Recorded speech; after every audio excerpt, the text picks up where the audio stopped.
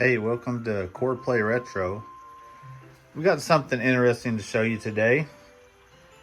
If you've got an N64, you can use S-Video.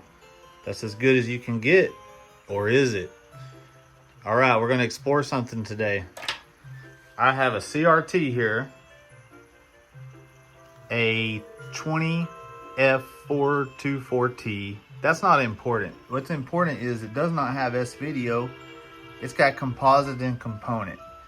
Now composite on this, not too bad, but I'm gonna show you a little trick that I ran across tinkering and trying to figure things out here.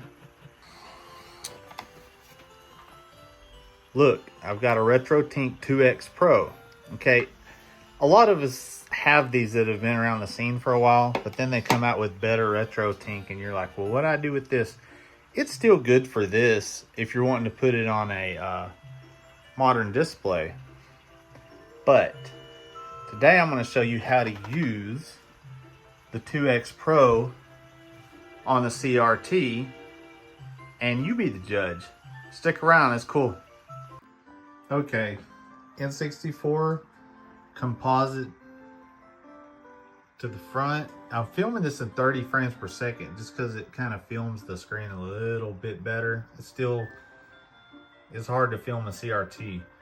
But let's look in at these. You've got these jaggies.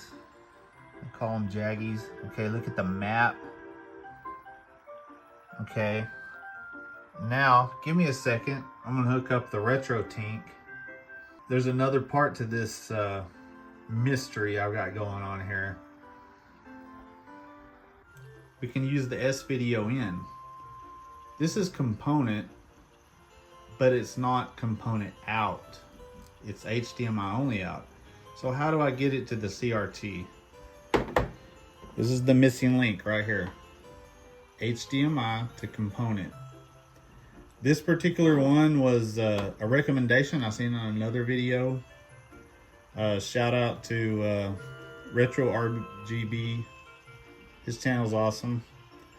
But I'm just giving it a little bit different use case with this video.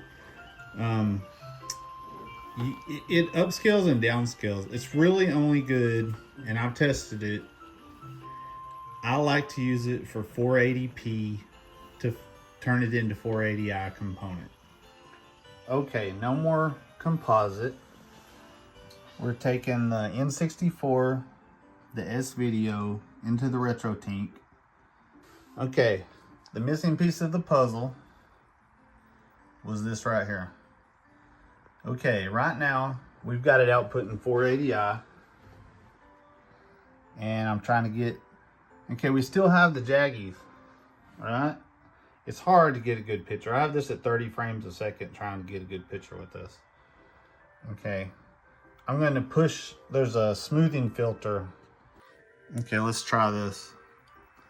So see the jaggies, and right here on the sign, watch when I push this button, the smoothing button on the RetroTINK. Did you see that? If I push it again, it goes to scan line and it just flickers. So you can't use the scan line on a CRT. However, there is a use case for that if you're using an emulator. But check this out. Okay, flicker. Okay, we're back to the okay, watch the map right here. If you push the button, if it'll stop flickering long enough. Ready? Let's see, ready? 1, 2, 3. Look at that bottom curve of the map.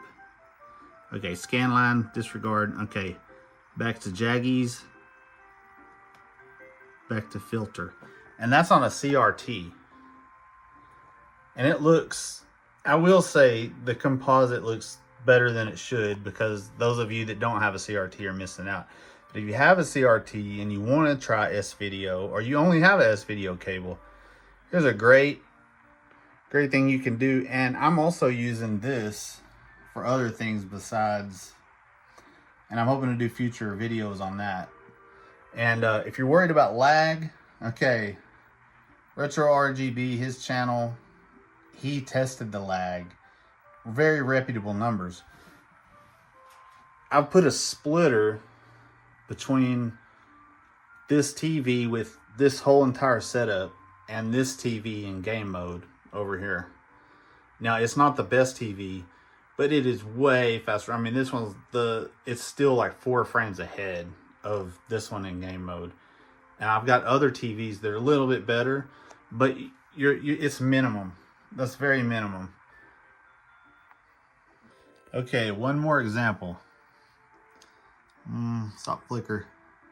Okay, one more example. Let's see. Let's see if I can get this. I need some tips on filming CRTs, y'all. Okay, here goes. Now it's on. That headband does not have as much going on.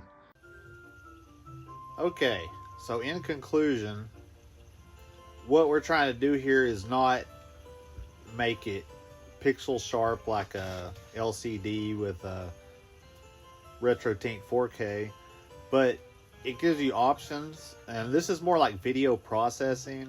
Even though we are upscaling and downscaling and interlacing, it's not all the same as trying to get a clear picture on a modern TV.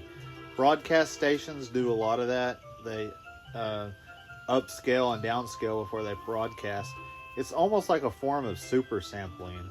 If you're super sampling something, you're blending and then taking samples of a higher pixel count. I guess that's the only way I could explain it. But anyway, it's just all in fun. If you don't like it, don't worry about it. All right, have a good one. Like and subscribe. CPR out.